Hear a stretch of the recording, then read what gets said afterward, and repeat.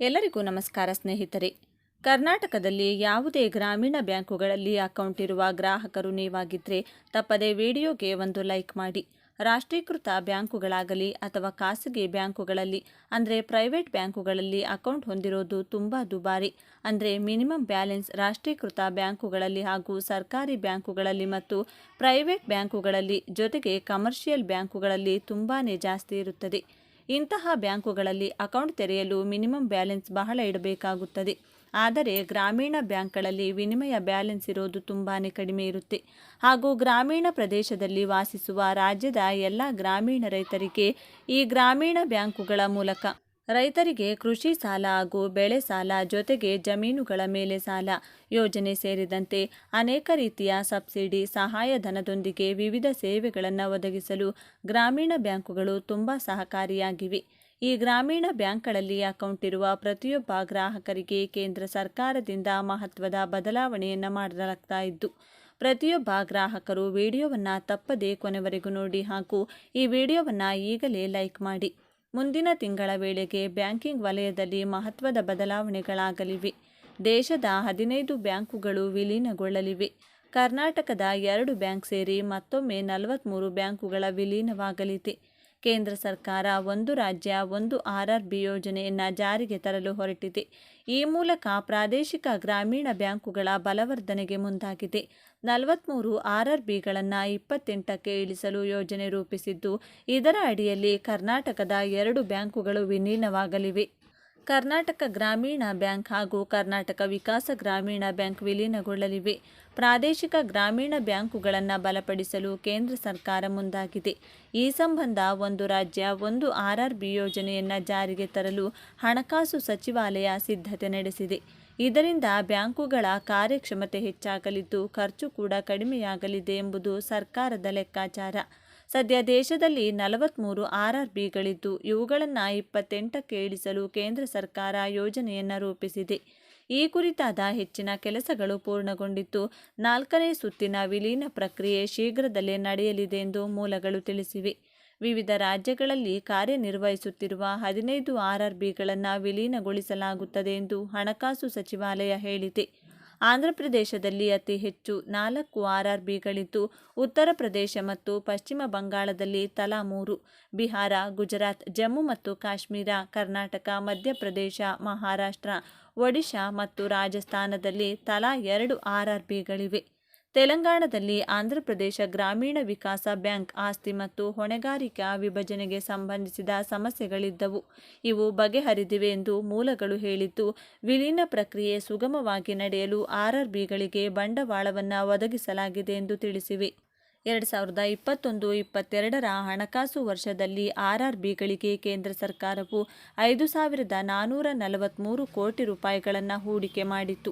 ನಂತರ 2023-24ರಲ್ಲಿ RRBಗಳ ಕಾರ್ಯಕ್ಷಮತೆ ಸುಧಾರಿಸಿತ್ತು. ದಾಖಲೆಯ 7,571 ಕೋಟಿ ರೂಪಾಯಿ ಲಾಭವನ್ನು ಗಳಿಸಿತ್ತು. ಮಾರ್ಚ್ 31, 2024ರಂತೆ ಅವುಗಳ ಬಂಡವಾಳ ಸಮರ್ಪಕ ಅನುಪಾತದಲ್ಲಿ 14%ರಷ್ಟಿದ್ದು, ಸಾರ್ವಕಾಲಿಕ ಗರಿಷ್ಠ ಮಟ್ಟದಲ್ಲಿದೆ. RRBಗಳ ಆಸ್ತಿ ಗುಣಮಟ್ಟವು ಸುಧಾರಿಸಿದ್ದು, GNPA 6.1ಕ್ಕೆ ತಲುಪಿದೆ. ಇದು ಕಳೆದ 10 ವರ್ಷಗಳಲ್ಲಿಯೇ ಅತ್ಯಂತ ಕನಿಷ್ಠ ಪ್ರಮಾಣವಾಗಿದೆ. 196ರಿಂದ 43ಕ್ಕೆ ಇಳಿಕೆ. RRBಗಳ ವಿಲೀನ ಇದೇ ಮೊದಲೇನೂ ಅಲ್ಲ. ಈ ಹಿಂದೆ ಕೇಂದ್ರ ಸರ್ಕಾರವು 2004-05ರಲ್ಲಿ RRBಗಳ ವಿಲೀನವನ್ನು ಪ್ರಾರಂಭಿಸಿತು. ಇದರ ಪರಿಣಾಮವಾಗಿ 196 ಇದ್ದ ಬ್ಯಾಂಕುಗಳ ಸಂಖ್ಯೆ 2020-21ರ ವೇಳೆಗೆ 43ಕ್ಕೆ ಇಳಿಕೆಯಾಯಿತು. RRB ಕಾಯ್ದೆ 1976ರ ಅಡಿಯಲ್ಲಿ ಆ ಬ್ಯಾಂಕುಗಳನ್ನು ಸ್ಥಾಪಿಸಲಾಗಿತ್ತು.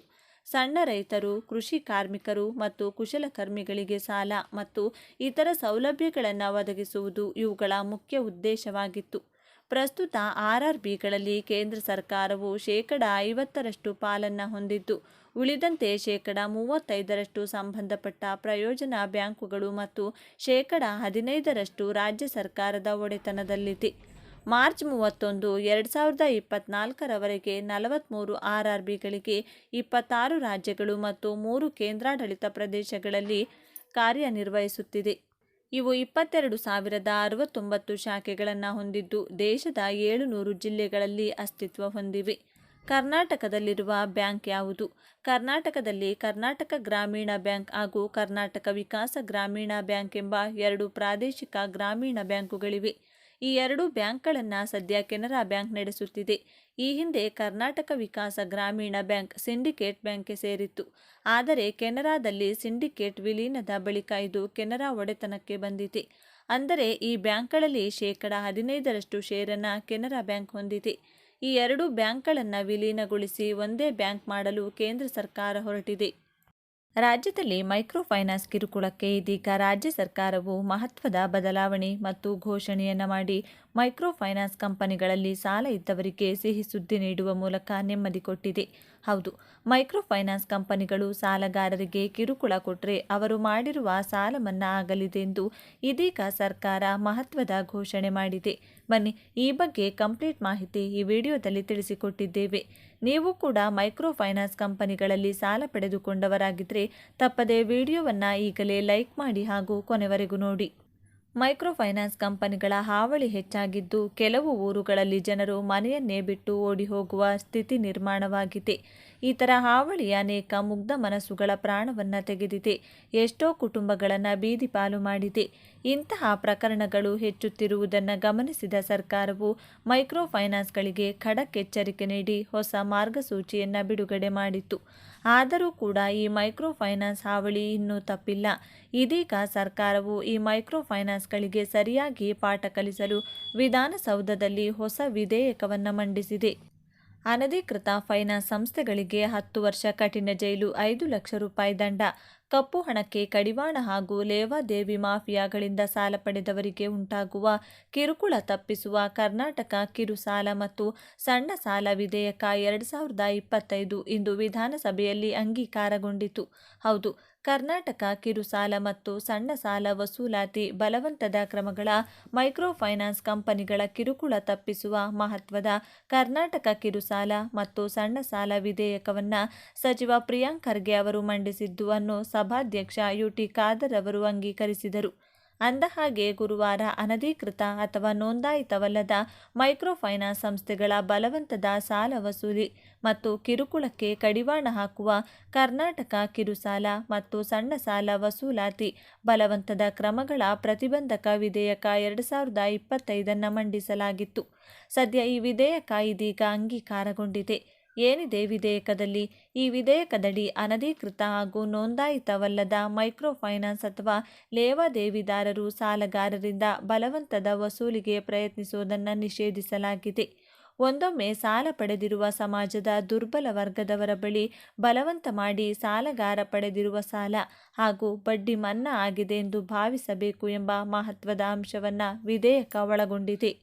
ಜೊತೆಗೆ ಇಂತಹ ಸಂಸ್ಥೆ ಅಥವಾ ಲೇವಾದೇವಿದಾರ ಸಾಲ, ಬಡ್ಡಿ ವಸೂಲಿಗೆ ಹೂಡುವ ಯಾವುದೇ ದಾವೆ ಅಥವಾ ವ್ಯವಹಾರವನ್ನು ನ್ಯಾಯಾಲಯಗಳು ಪುರಸ್ಕರಿಸಬಾರದು. ಸಾಲಗಾರ ಅಥವಾ ಆತನೊಂದಿಗೆ ಯಾರ ವಿರುದ್ಧವಾದರೂ ಜಂಟಿಯಾಗಿ ದಾವೆ ಹೂಡಿದರೆ ತಕ್ಷಣದಿಂದ ರದ್ದಾಗಬೇಕು.